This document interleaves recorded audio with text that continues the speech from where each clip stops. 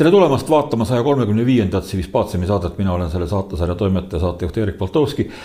Ja ma kutsuksin teid täna kuulama juttu Eestit varitsevast sügavast sisejulgeoleku ohust. Tänases saates tuleb juttu ka süvariigi, ütleme otse välja, sigatsemisest. Räägime hullumeelsetest maksutõusudest, mis Eesti majanduse üheskoos sellega ka kodanikes, see tähendab ju teie toimetulekuvõime hävitavad. Ja et kõike seda arutada, oleme kutsunud täna stuudiosse Martin Helme. Martin tuli just Prantsusmaalt, kus ta pidas väga sisendusjõulise kõne. Martin on, tuletan jälle vaatajatele meelde, EKRE esimees, Riigikogu EKRE fraktsiooni esimees, endine rahandusminister aastatel 2019-2021, nii et räägime ka muide rahast. Sa käisid Prantsusmaal, pidasid kõne, teemaks olid immigrandid. Ütleme siis niimoodi, europoliitikas kogu aeg ükskõik kust otsast sa juttu alustad, lõpuks jõuad välja immigratsioonini. Ürituse ise oli siis aastapäeva tähistamine, nii-öelda võidupüha. Täpselt aasta tagasi toimusid Europarlamendi valimised, kus siis kõikidel rahvuslikel ja konservatiivsetel või suveräänsusmeelsetel jõududel erinevates riikides armastavad nad ennast ise natukene erineva aktsendiga siis tutvustada või esitleda. Läks ju hästi, läks väga hästi, läks just nimelt prantslastel. Prantsusmaal lausa kukutas see siis Macroni võimu ja kutsuti esile ju erakorralised valimised, kus siis samamoodi selle Rassemblement National ehk ütleme siis olime eesti keeles rahvusrinne või rahvusliikumine, siis sai ju parima tulemuse.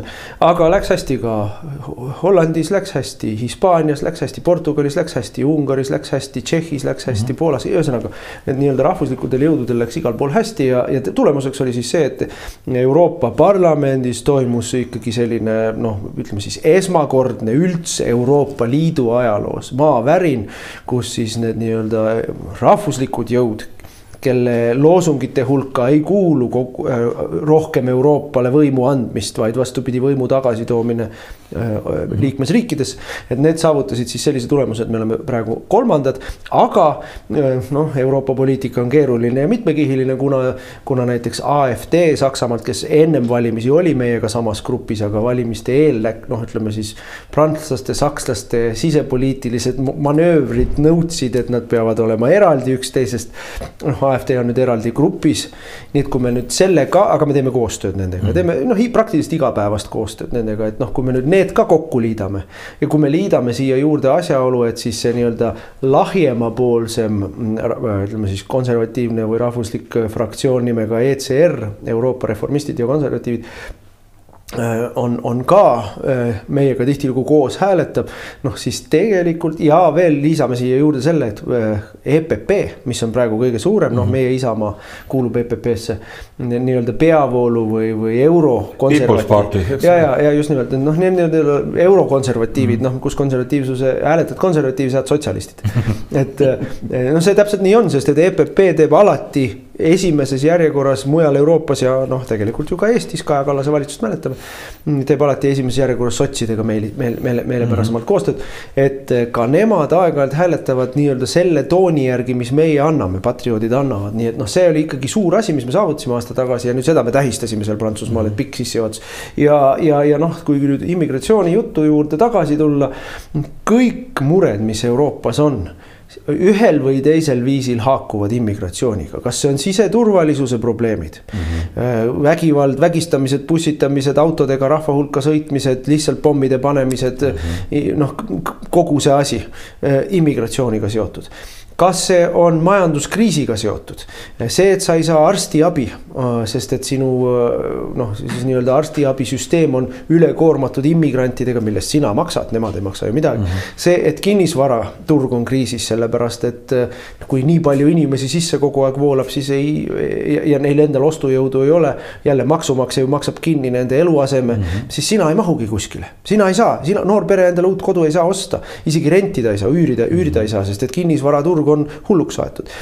Või haridussüsteem, kuhu sul ei ole paiguta, noh me Eestis näeme seda, kuidas haridussüsteem on ju täiesti kokku jooksnud, venekeelseks kohati muutunud, eks ju. Õppida seal enam võimalik ei ole, sest noh, õpetajad ei jõua lihtsalt tegeleda sellega, nad tegelevad kõige muuga. Kõik jõuab tagasi immigratsiooni,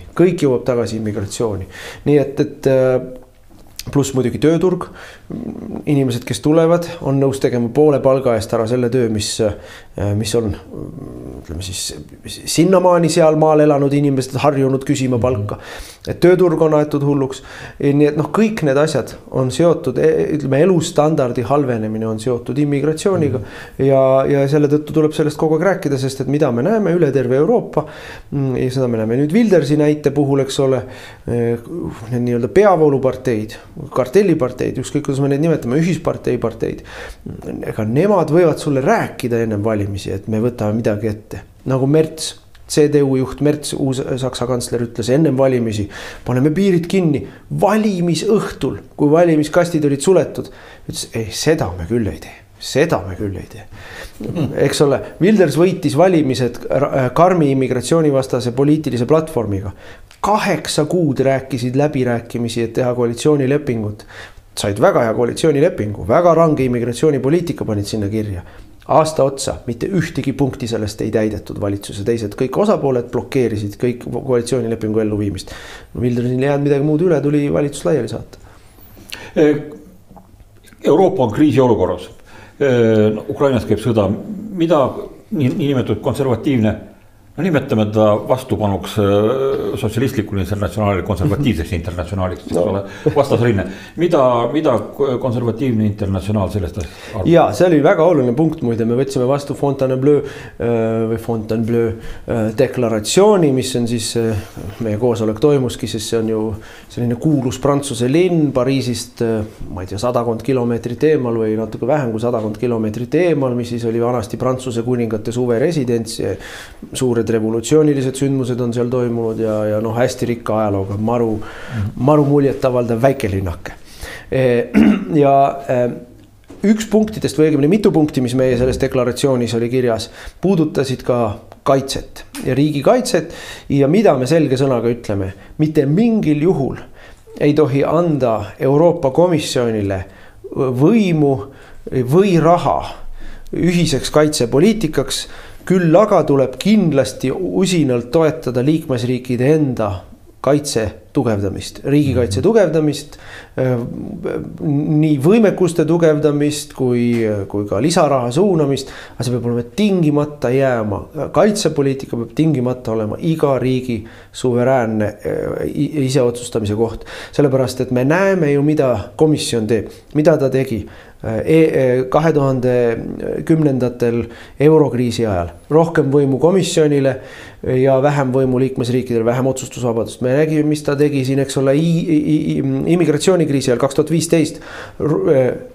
Ennem seda ei olnud sükest asja olemas nagu mingid ühised kvoodid või ühine tagasisaatmis, ühine asüülipoliitika. Siis ise korraldasid kriisi ja selle kriisi lahendamiseks ise võtsid endale võimu juurde. Ja lahendanud nad loomulikult see kriisi koroonaga täpselt samamoodi. Kuni koroonani enne kuulmatu oli, et Euroopa Komisjon sekkub liikmesriikide meditsiinipoliitikasse. Milliseid rohte võib, milliseid meditsiinipreparaate võib või milliste meetmetega võideldaks.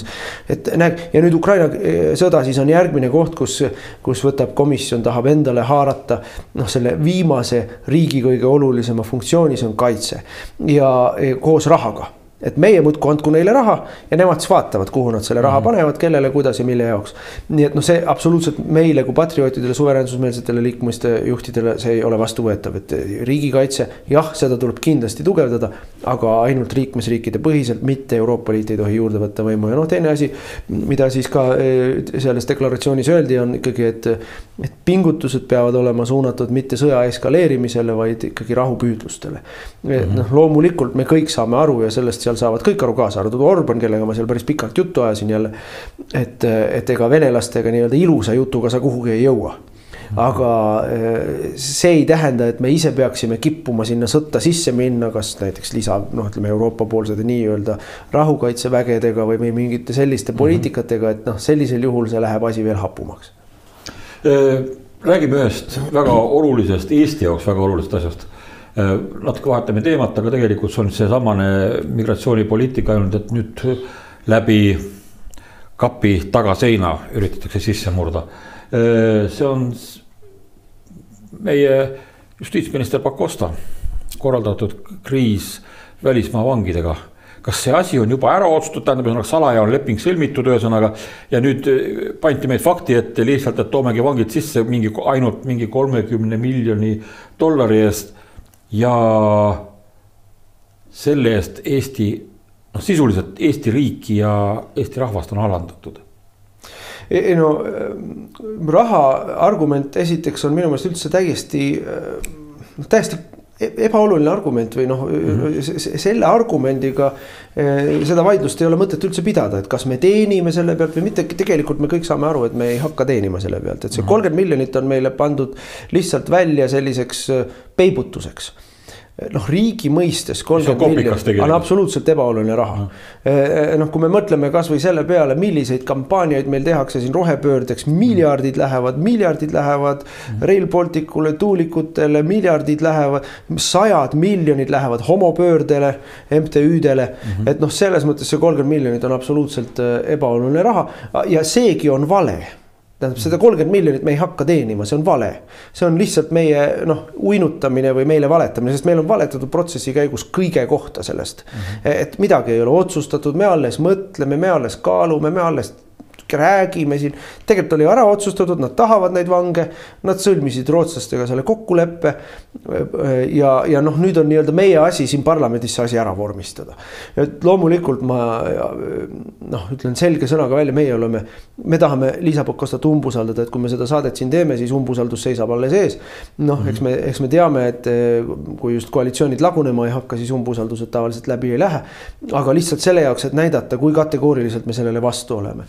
Ja lihtsalt selle jaoks ka, et näidata, et kui nüüd see asi läheb valitsusse, siis see läheb valitsusse selgel valitsust ei saa öelda, et aga miks te enne midagi ei öelnud või kus te enne olite, mida nad meile juba räägivad, et kogu aeg oleme ju rääkinud, et tuleb see asi. Tegelikult vastupidi, kogu aeg on eitatud, et tuleb see asi. Meil on näkku jälle valetatud, nii nagu kogu see valitsus on. Valitsus on petiste valitsus. Absoluutne valetajate ja petiste valitsus.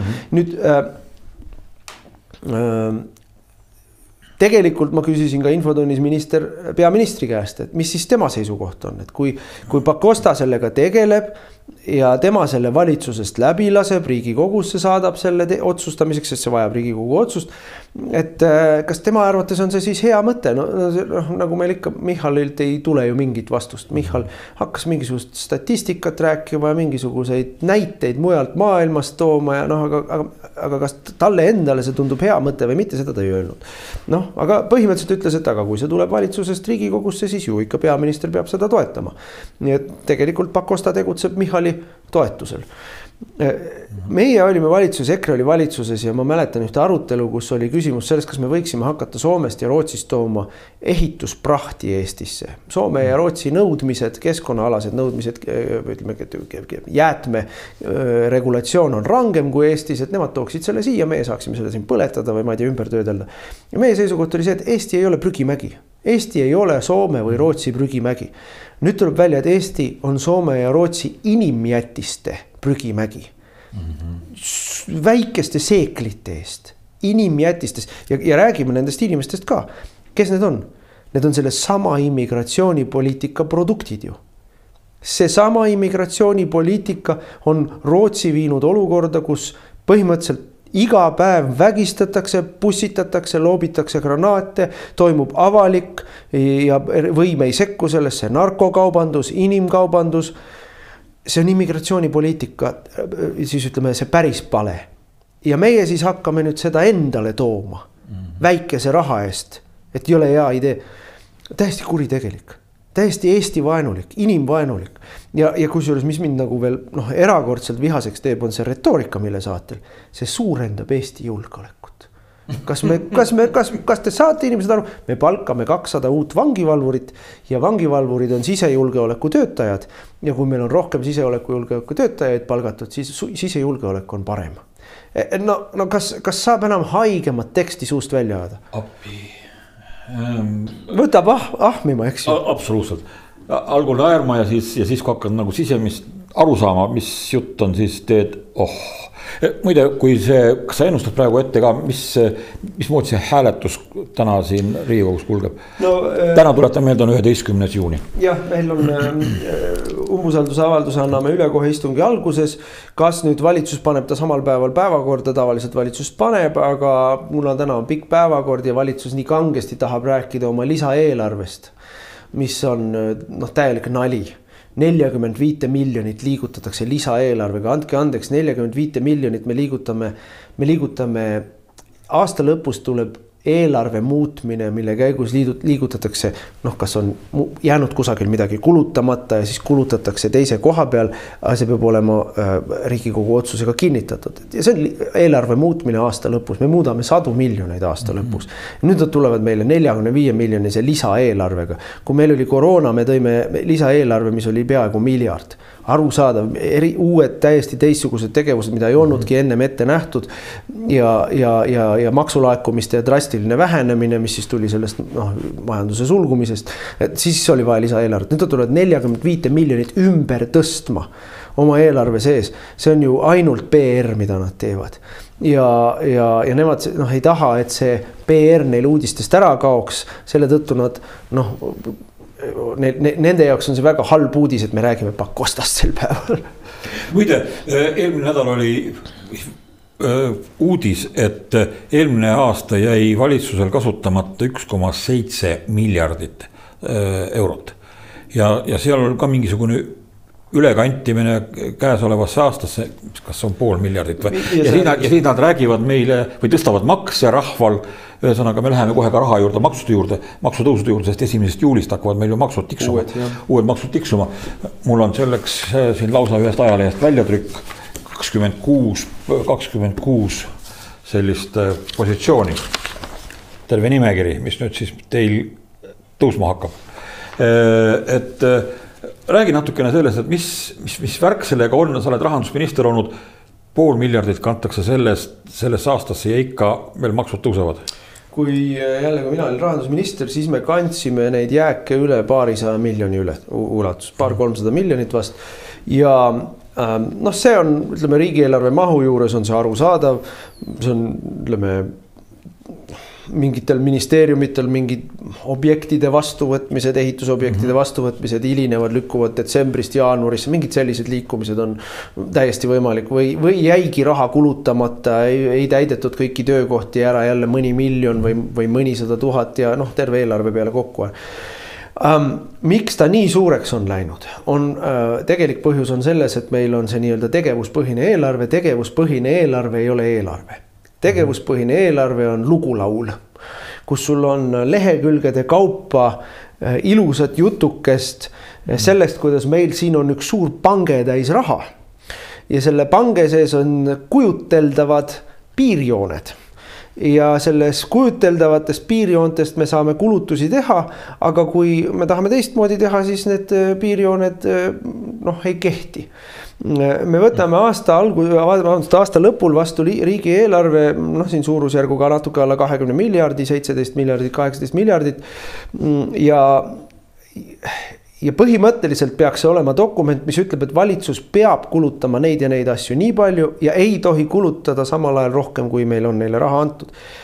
Ja siis valitsus tegelikult kulutab täpselt nii, nagu tahab. Sest et see nii-öelda pangetäis raha on tegelikult antud ministrile. Ja minister saab ise seda ümber jaotada, täpselt nii, nagu tahab. Ja siis tuleb ta selle aasta lõpul selle tühja pangega meie juurde ja ütleb, et tegelikult kulus teistmoodi. Teeme tagantjärgi, vormistame ümber. Ja kuna see protsess on täiesti läbipaistmatu ja täiesti arusaamatu ja ministeeriumid ise ei tea, kuidas ja kuhu raha kulub, siis mõnel pool on pöörane ülekulu, mõnel pool raha lihtsalt ei kulu ära. Lihtsalt ei kulu ära ja nad ei tea, kuhu läks ja kuidas läks. Ja siis nad löövad aasta lõpul kokku ja avastavad, et ups, jälle jäi midagi, kuidagi läks teistmoodi, et see on see tegevuspõhine eelarve, millel ei ole mingit pistmist tegeliku eelarvega, et riik tegelikult lihtsalt ei tea, mille peale tal raha kulub ja kuidas tal raha kulub. Aga see on ju arvistamine tegelikult. Ja siis ongi vaja makse tõsta, sest et ühest otsast on näha, et kogu aeg on puudu. ja ongi puudu. Sellepärast, et mingiteks asjadeks ette nähtud raha jääb puudu. Teisest kohast jäävad mingid asjad üle ja keegi ei tea, kui palju jääb üle, ennem kui vaadatakse, siis mingi jaanuarikuus tehakse kokkuvõtted. Ja siis hakatakse seda raha üle tõstma, aga kuna tegelikult seda raha ei ole, siis üle tõstetakse nii palju, kui enam-vähem kui päriselt on. Et see 1,7 miljardit ja 500 miljonit, et noh, see tegeliku raha oli 500 miljonit, arvutuslikku raha oli peaaegu 2 miljardit. Ja siis noh, põhimõtteliselt lihtsalt tegeletakse loomingulise raamatupidamisega. Minu arvates sellistel ametnikele tuleks näpu pihta anda. Ei no lahti lasta. Lahti lasta ja igatahes tuleviku või tulemuspreemiad ja kõik selline asi tuleks neilt üleüldse ära võtta, tähendab, et 13. palgad. Tagasi tuleb minna ja ma tean, mida mulle öeldakse, et Martin, sa ise olid selle juures, kui sellele tegevuspõhisele üle mindi. Vastab tõele, see tegevuspõhise eelarve siis nii-öelda plaan tehti Jürgen Ligi ajal, seda hakati ellu viima vahetult ennem seda, kui mina ministriks sain ja mina olin esimest aastat minister, kui esimesed ministeeriumid läksid üle sellele. Ja siis kohe, kui ma nägin seda asja, mida endast kujutab tegevuspõhine eelarve, et kuulge, see asi küll tööle ei hakka. Aga noh, ma olin nii lühikest aega valitsuses ja siis tuli koroona ka veel peale, et noh, mul ei olnud aega sellega tegeleda ja siis hakkasid muidugi ametnikud rääkima, et noh, käivitamisfaasis väiksed tõrked siin ja seal, väiksed vead, teeme korda, nüüd me teame, mis probleem on, teeme korda, no me oleme varsti 10 aastat korda teinud. Martin, vahetab jälle teemat. Ma pakun ühe niisuguse teema välja, mis on tegelikult väga hullult sümptomaatiline praegusele Eesti riigile ja valitsemismoodusele. Selgus tegelikult, et Eestis on siiski võimalik teha ka head ajakirjandust ja ma nüüd tahan teha komplimendi Postimehes Martin Ehalale, kes tegi suure intervjuu pankur Parvel Pruunsillaga. Ja intervjuus selgus siis, et Eesti julgeolekut ohustava paragrahvi alusel võib Eesti Vabariigis suvalist inimest piiramatult jälitada, neile telefonidesse häkkida, jälitatavale isegi mitte öelda, millest teda kahtlustatakse, sisuliselt teha mingisugune varisüüdistus selleks, et lihtsalt inimest saaks kohtuprotsessiga kottida aastaid. Ühesõnaga vedada. Me ju teame oma siin poliitikute näiteks Gert Kingo, eks ole, kes siis oli meil Marti Kuusik, tema ei olnud julgeoleku teema, aga noh, õngitseda saab teha selleks, et saada kätte mingisugunegi asi, millele üles ehitada, siis see kriminaalasi, millega siis kohtusse minna, selle jaoks ju eelnevalt kuulatakse pealt, sobratakse su meilides, kalendrites ja kõiges, isegi sinu arvuti prügikastis. Et selles mõttes ennem kui tulevad kriminaalsüüdistused, toimub juba mõnda aega ju jälgimine või pealt kuulamine ja jälgimine. Nii et ja see, mis Parvel rääkis, ütleme siis niimoodi, et nendele inimestele, kes on süsteemiga paremini kursis või tuttavad, seal midagi väga üllatavat ei olnud, aga see on oluline, et ka avalikkus aru saaks, millisesse ühiskondlikusse formatsiooni me hakkame kohale jõudma, et see ei erine väga palju nõukogude ajast, kus tegelikult ikkagi KGB ilma igasuguse karistustundeta oli neil koputajad, kuulasid pealt, avasid su kirju, tegid mida tahtsid ja ega meil on tänaseks päevaks on ainult tehnilised vahendid veel ütleme siis annavad veel suuremaid võimalusi.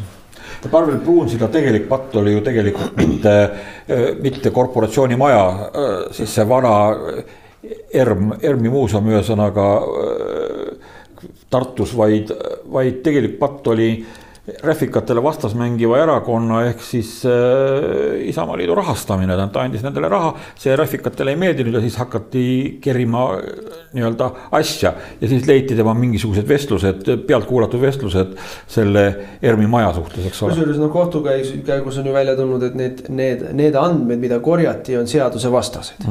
Ehk siis niisugusi andmeid sellisel kujul ei tohi küsida ja prokuratuur ju valetas ka kohtule selle kohta, miks ja mida nad küsivad. Ja nüüd on see, mis Pruunsilla intervjuust muidugi tuleb välja, on see, et tõepoolest meil on olemas ka juriidiline kate puhuks, kui sul ei olegi kuritegu. aga nad ikkagi tahavad sind nii-öelda rajalt maha võtta, siis on see nii-öelda riigivastane tegevus või riigi julgeolekule ohuks olev tegevus, mis on noh nii kummist mõiste, mida nad ei peagi sisustama, mida nad ei peagi põhjendama, lihtsalt nii on. Ja tempel otsa, et tegu moodaks. Ja pärast seda oledki ega ilma asjata peavoolu propagandakanalid ei tambi iga päev siis režiimi vastastele inimestele süüdistust, et nad ajavad Kremli juttu. Need on omavahel seotud, et noh, mis see riigivastane tegevus ikka on? Ajab sama juttu nagu Putin, et talle ei meeldi homoabielu. Üks väga huvitav sait on internetis, seda nimetatakse Eesti käkkikeerajate liiduks, sellel on teabeleht ja seal ilmus üks niisugune väga vahva tekst just neil päevil, kus räägitakse, et Eesti ühiskonnas nagu ka mujal Euroopas kerkib esile uus eliit ehk juhtimisklass. Ja see juhtimisklass ongi see, keda Reformierakond läbi mingisuguste oma saadikute või oma sõltuvate ametnike määrab. Et kuidas see asi käib, tähendab, meil on mingisugune kõrgemate riigiametnike määramise komisjon, kes seda komisjoni valib, kes sinna kuuluvad, kuidas neid tegelasi vannutatakse, et nad oleksid ausad ja kas neid üldse vannutatakse. Esimese vabariigi ajal käis muide selline vannutamine, tähendab, inimesed kirjutasid reaalselt alla truuduslehele. No aga vaatame lihtsamat poolt. Riigikogu liikmed ja ministrid annavad ka ametivande. Ametivanne on väga ilus jutt. Vannun, et jään truuks põhiseaduslikule korrale, et töötan oma parimate oskuste ja südametunnistuse järgi Eesti rahva hüvanguks. No kas tänane valitsus töötab Eesti rahva hüvanguks? Isegi oma oskuste puhul piiratud oskustega ei tööta. Kas nad on truud põhiseaduslikule korrale, mis muide põhiseaduslik kord selgelt keelab sellist pealtkuulamist ja tagakiusamist, nagu me Eestis ju näeme. Ei ole ju truud põhiseaduslikule, see on valevanne, mida nad annavad. Tänane valitsus on andnud valevande, pooled Riigikogu liikmed, kui nad ametisse astusid, andsid valevande. Aga nüüd ametnikega on meil on siin omaette klass tekkinud, see on ka muidugi siuke pöördtoo uks, eks ole, või ringiratast käib asi, et kord oled kõrgem ametnik, siis oled jälle mõni kõrgemas kohas omavalitsusjuht Reformierakonna toiduahelas, nagu meil praegu, eks ole, Kuldar Leis oli Tartu reformierakondlane, siis vahepeal teed mingit äri vääramatult põhitulu tuleb sellest, et sa teed tehinguid riigiga ja siis nii see ringiratast käib, eks ju. Ja see kõrgemate riigiametnike ametisse määramise nõukoda vist oli ta kann, äkki ta oli niimoodi nimetati, see on Riigikantselei juures. Tegelikult moodustab selle, eks ole, peaminister. Või vähemalt peaministri heakskiiduga on seal liikmed. Ja kui me eelmine valitsuses me korduvalt käisime Ratasele rääkimas, et see seltskond, kes praegu seal on, meile ei sobi. Nad valivad meie vaenulikke inimesi kõrgematesse ametitesse, ametite peadirektoriteks, asekantsleriteks, kantsleriteks. Et me ei taha, et see seltskond valib, sest nad valivad enda suguseid. Ja selle oleks võinud ära muuta, kui Ratas oleks tahtnud. See oli Ratase teha, peaministri teha. Aga tookord ei muudetud ja nii ta läks. Et nad jätkavad selle nii-öelda iseenda kliki taastootmist. Jätkatakse seda kaudu, aga ma tahan ühe väga-väga olulise liini siia sisse tuua, et miks see nii on või kuidas see nii on. Sellepärast, et esmaspäeval oli Riigikogus korruptsiooni erikomisjoni istung, kus kuulati üle riigi valimisteenistust jälle ja valimisteenistus sõnaselgelt eesti keeles tunnistas üles, et 23. aasta Riigikogu valimistel oli võimalik elektroonilisi hääli kustutada või muuta ja nemad seda ei kontrollinud. Ja nad olid isegi lausa valetanud, kui neilt küsiti, et kas te kontrollisite. Algul nad ütlesid, et seda ei saa teha. Siis pandi neile elektrooniline tõestus lauale, et saab küll teha. Siis nad ütlesid, et ei, aga me kontrollisime, et seda ei tehtud. Ja siis küsiti, et kus te seda olete fikseerinud? Näidake meile mingeid logisid, mingeid protokolle, et te olete seda kontrollinud. No tegelikult oli võimalik kontrollida, aga meil ei ole säilinud ühtegi kinnitust, et me kontrollisime.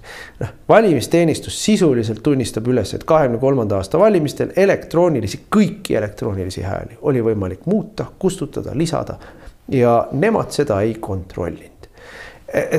Ja siis me küsime, et aga kes need inimesed sinna võimule pani? Kust need hääled tulid? Kes need inimesed sinna võimule pani? Meil on tegelikult toimunud riigipööre. valimistulemus on lihtsalt kuskilt salvrätiku nurga pealt maha kirjutatud.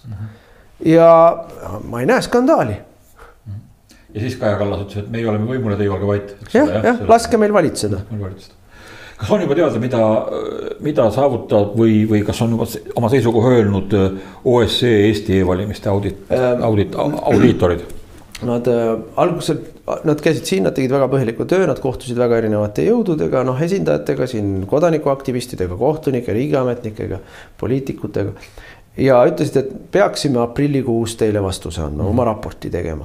Aprillikuu tuli ja läks, küsisime maikuus üle, et kas see on neil kuhugi takerdunud või kas on vaja äkki mingid lisainfot. Nad ütlesid, et palju tööd on ja mingid muud asjad on vahele tulnud, et proovivad valmis saada varsti. Nüüd on nad märku andnud, et järgmisel nädalal võiks raport tulla. Mis selle raporti sisu on, me ei tea. Aga üldiselt meie ei kujuta ette, et nad saavad öelda, et kõik on korras.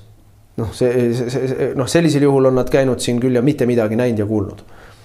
Ameerikas Donald Trumpi siin lähim kaasvõitleja, nad küll kuuldavasti on oma vahel raginasse läinud, aga igatahes Elon Musk ütles sellises väga tungivas toonis isegi, et oma seisukoha, et USA's tuleb valimistel igasugustest elektroonilistest seadmetest loobuda. Ja kas Donald Trump ei öelnud ka midagi sellist, et nendes riikides, kus demokraatlikke valimisi, tõeliselt demokraatlikke valimisi ei toimu, neid Ameerika Ühendriigid ei toetagi? Jah, seda, Musk on väga kriitiline olnud elektrooniliste valimiste suhtes ja loomulikult tuleb aru saada, et elektroonilisi valimisi on erinevaid. Et meil on interneti valimine. Elektrooniline valimine võib ka seda tähendada, et sa lähed valimisjaoskonda ja sul ei ole paberbülletääni, vaid sa vajutad arvuti ekraanil kandidaadi poolt, piip. Või mingi puldi peal. Ja just. Ja kas see hääl läks arvesse või ei läinud arvesse, sina ei tea. Sina ei tea, kuidas see ära loeti. Võib-olla ei loetudki. Et seal on neid süsteeme, mis võimaldavad pettust, on erinevaid üles ehitatud, mis tõttu ongi, et paber on see kõige lollikindlam. Ja Trump on tõesti olnud äärmiselt kriitiline nende riikide suhtes, kus see valimissüsteem võimaldab ulatuslikku pettust ja Eesti kindlasti nende riikide hulka kuulub. Ja ma toon siin sisse ühe võib-olla niisuguse kõrvalliini, miks võitis Navrotski Poola valimised. Kuigi arvati, et ta jääb napilt alla. Mõni päev, vähem kui nädal enne valimisi käisid Poolas mõned Ameerika Ühendriikide valitsusliikmed, kes ütlesid sõna selgelt välja. Kui konservatiiv valitakse, siis võib Poola olla kindel, et Ameerika julgeoleku toetus Poolale jätkub. See ei ole isegi enam läbi lillede öeldud, et kui te valite euroliberaali, siis vaadake ise, kuidas hakkama saate. Ja see, ma arvan, oluliselt muutis sellist kõikuva elemendi otsust lõpuks. Ja miks me arvame, et see ainult Poola puhul kehtib, et see Eesti puhul ei kehti? Kuuldavasti Venemaa praegusel hetkel on ametlikult nõudnud seda, et NATO väed läheksid Baltikumist välja. Venelased on seda nõudnud põhimõtteliselt alates Ukraina sõja algusest. Et juba kui see Ukraina sõja ettevalmistav selline omavaheline pingete kruvimine käis, siis juba venelased ütlesid, et mitte ainult Ukraina ei ole meie jaoks vastuvõetamatu, et on NATO-s, vaid see jutt hakkas käima siis, kui Rootsi ja Soome võeti NATO-sse. Siis panid venelased käima selle plaadi, et Rootsi, eriti Soome ajab neid vihaseks, aga kõik Baltikum samamoodi ei tohi olla NATO-s. Nemad räägivad NATO piiridest 97 aastal, eks ole, põhimõtteliselt. Ja ühest küljest tuleb seda võtta niimoodi. Venelaste läbirääkimistaktikat me teame. Palju tahad, vähe saad. Tuleb küsida võimatuid asju ka veel. Ja siis hakata välja pressima, et okei, sellest jupikesest me loobume, mis me vastu saame. See on klassikaline venelaste läbirääkimistaktika.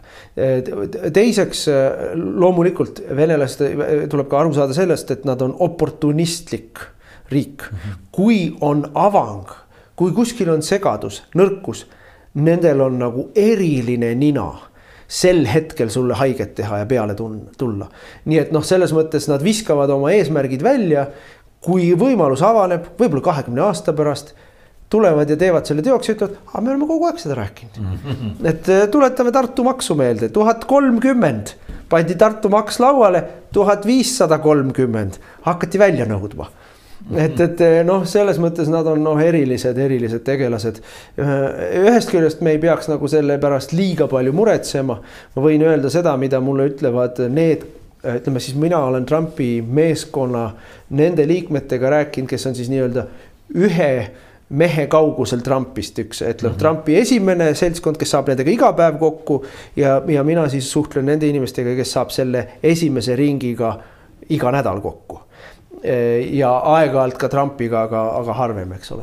Nii et noh, ja mida nemad mulle ütlevad seda, et mitte mingil juhul ei ole Ameerika nõus, et nii-öelda Baltikum jäetakse Venemaale, et see ei kuulu üldse arutelu alla nende arutelude sees, mis toimuvad praegu Venemaa ja Ukraina vahel.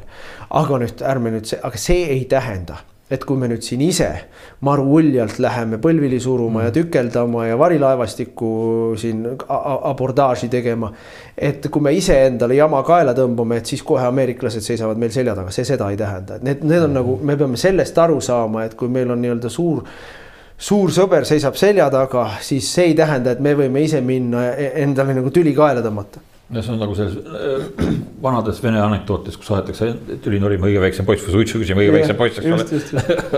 aga antud juhul on ameeriklased ka seda selgelt öelnud, et kui te selle ise teravaks ajate, siis me ei tule. Et tegelikult muidugi siin Soome lahes laevu kontrollima minna ja tüli norima venelastega minna, kus on venelastel võimekus kakelda. Tähendab, see on tõeline hullumeelsus. Seda peaks tegema Skagerraki väinas. Tähendab, enne veel, kui Balti merre sisse tullakse, seal peaks olema NATO laevastik, sinna venelased ei ulatu. Veel parem, Vahemeri on. Kreekal on laevastik, Itaalial on laevastik, Prantsusmaal on laevastik, Hispaanial on laevastik, Gibraltaril, Inglismaal on laevastik. Bosporuse väinad kinni lihtsalt. Okei, Mustal merel ka ei ole, on Venemaal kohalolek on tugevam.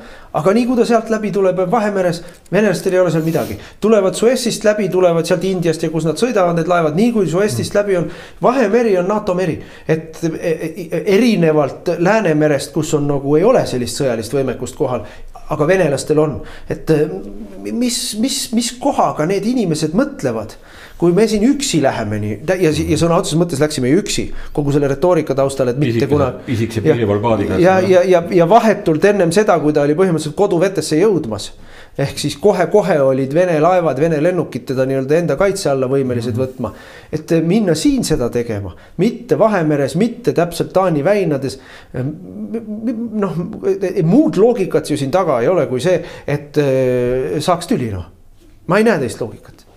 Millised on meie lahendused, Eesti lahendused, mida me konservatiividest partneritele, Euroopa konservatiividest partneritele soovitame Ukraina sõja puhul või Ukraina sõja üldiselt tegelikult kogu selle Euroopa kriisi lahendamiseks? No täiesti selge on see, et ida-eurooplased saavad aru Vene probleemist ja lääne-eurooplased ei saa aru. Lihtsalt see on sama, ma ikka kogu aeg toon seda näidet. Nii nagu meie ei mõista, olemuslikult ei mõista Hispaania või Prantsusmaa probleemi Maroko või Alžeeriaga. No lihtsalt meil puudub taustsüsteem selle mõistmiseks. Nii ei mõista hispaanlased või itaallased või prantslased Venemaad. No lihtsalt ei mõista. Puudub kogemus. Kui ma tahan hakata prantslastele rääkima Venemaast, siis ma pean kõigepealt rääkima neile natsi-okupatsioonist.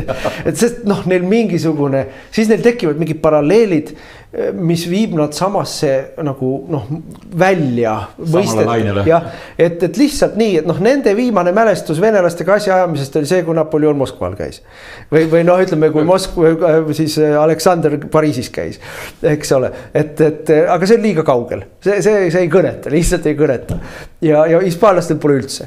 Nii et seda tuleb aru saada, et kui meil siin ka Eestis, eks ole, vanasti kogu aeg räägiti, Le Pen on Kremli-meelne, Salvini on Kremli. Ei ole, kohe päris kindlasti ei ole. Ma tunnen neid nüüd juba mitu aastat ja päris hästi isiklikult ja absoluutselt selge. Ei tema, ei Le Pen, ei Salvini ega kindlasti mitte ka Orban ei ole Putini meelsed, Vene meelsed. See on lihtsalt täielik propaganda.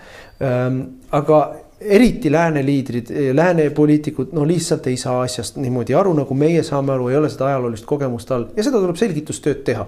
Mida veel tuleb neile rääkida? See on teine väga oluline asi, mida ma olen Lääne-Euroopas nüüd hakkavad aru saama. On see, riik ei pruugi sõber olla. Sinu oma riik ei pruugi sinu sõber olla. Et see, mida Le Penile tehti nüüd kohtuasjaga, see on nüüd luuüdini šokeerinud. Kuidas on võimalik, et kohtusüsteem on poliitiliselt meie vastu ära kasutatud? Tere tulemast klubisse, sõbrad. Nii on kogu aeg, meil on siin kogu aeg nii oli Vene ajal ja on jälle ja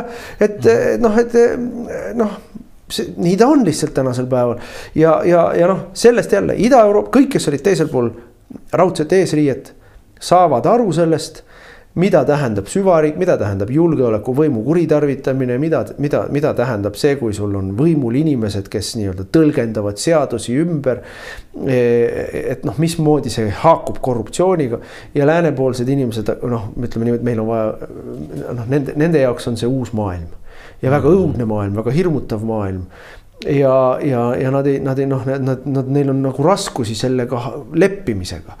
Nii et see on see, mida mina ikkagi aitan neil nagu, või mida mina neile õpetada saan või rääkida saan, eks ole, et mida tähendab või kuidas need protsessid lähevad, et kui sul täna on kohtunik, kes mõistab poliitilisel alusel süüdi partei juhi, siis mida see tähendab ühiskonnale laiemalt 2 aasta pärast, 10 aasta pärast, mida see tähendab kodanikele laiemalt, et see protsess, meie teame, mismoodi see liigub, nad ei sakslased võib-olla mõistavad, sest nendel on olnud sama, kui Adolf võimu haaras. Või Ida-Saksamaa, Saksamaal on jah sama lugu, et Saksamaal lääne pool ollakse ikka kohutavalt naiivsed vahepeal ja idasakslased saavad asjadest aru, mis tõttu muidegi ju on AfD Ida-Saksamaal kõige populaarsem partei ja Lääne-Saksamaal mitte. Nii et see on, aga ja samas, mida nemad meile õpetavad, ütles mulle Jordan Bardella, et kui Prantsuse immigratsioonipoliitika on näide kõigest sellest, mida ei tohi teha. Ei tohi teha. Ja sama me võime Rootsi kohta öelda, eks ole. Orbani Euroopa vastalisus tuli ju ka muide sellest, et 2015 kui taheti migratsioonilaineid läbi Ungari, eks ole, suunata ja siis hakkas asi nende tüli pihta. Just. Et aga aitäh sulle, Martin Helme, et sa tulid siis Paatsemi saatesse neid jutte kõike meile rääkima. Meie kohtume teiega taas nädala või 2 pärast siis, kui tekivad uued uudised jälle või uued teemad meile. Senistele kõik head nägemiseni.